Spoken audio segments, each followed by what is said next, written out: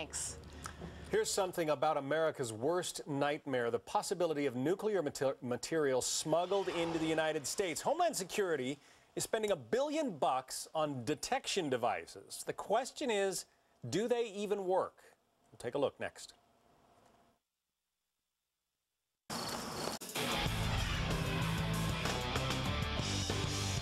The House Homeland Security Subcommittee is holding hearings today on what could be an embarrassing goof at the Department of Homeland Security.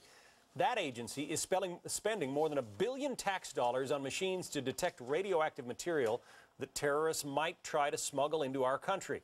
But a new government report is raising questions about whether those machines even work. We're joined now by House Homeland Security Committee member James Langevin. He is also chair of the Subcommittee on Emerging Threats, Cybersecurity, and Science and Technology. Congressman Langevin, let's go back a little bit. Obviously, in the wake of 9/11, there's been a great concern about terrorists trying to smuggle nuclear material in here, either for a dirty bomb or something worse, maybe an actual nuclear weapon. Department of Homeland Security bought some test machines that they said seem to work great in detecting this stuff as it comes across the borders. Now there are questions about that. Well, let's be very clear on something. First of all, you're right, and that one of the gravest threats facing our nation right now is that a terrorist or a terrorist organization could smuggle in a nuclear weapon or weapons-grade plutonium or highly enriched uranium and build a bomb and detonate it in the U.S. city. The consequences would obviously be catastrophic. We can never allow that to happen. So we're moving aggressively, and we're pressing the Department of Homeland Security to move aggressively to deploy nuclear detection equipment at all of our ports and border crossings. We're making progress in that area. But with respect to what you just mentioned for the next generation technology, the ASP system, these are advanced spectroscopic systems. They're the next generation, which once perfected and fielded will offer a higher level of protection than what we currently have. But do they work? Well, that's the question we're going to have answered today, and the answer is the jury is still out. Now, the good news is we have not yet spent a significant amount of money on the new next generation technology.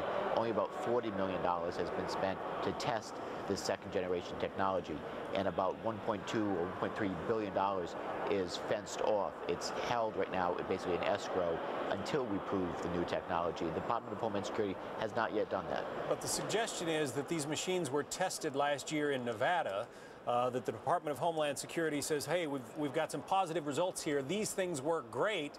And now on a second look, out comes the information that maybe they don't work so well. Right. Well, they have obviously a long way to go toward being where we want them to be. See, the current technology, what's called PVT monitors, they're very effective, but the problem is there's a lot of false alarm rates because they can't distinguish between weapons-grade plutonium, highly enriched uranium, and naturally occurring things in the environment, like things like porcelain or kitty litter or bananas, which give off a nuclear signature. So what happens is you have a lot of false alarm rates, which can ultimately slow down commerce. Now, I'd rather have too many alarm rates versus not enough, but the ultimate goal would be to provide maximum protection and security at the same time allowing commerce to go forward. The ASP systems, when the promise that they potentially offer is that they would be able to distinguish between things like porcelain and kitty litter or bananas, and that nuclear signature versus the nuclear signature of highly enriched uranium or weapons-grade plutonium.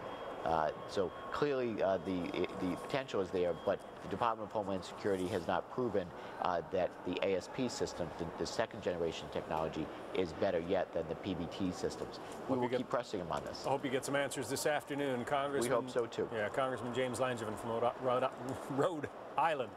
Thank you, sir. Thank you. John, just as you were speaking,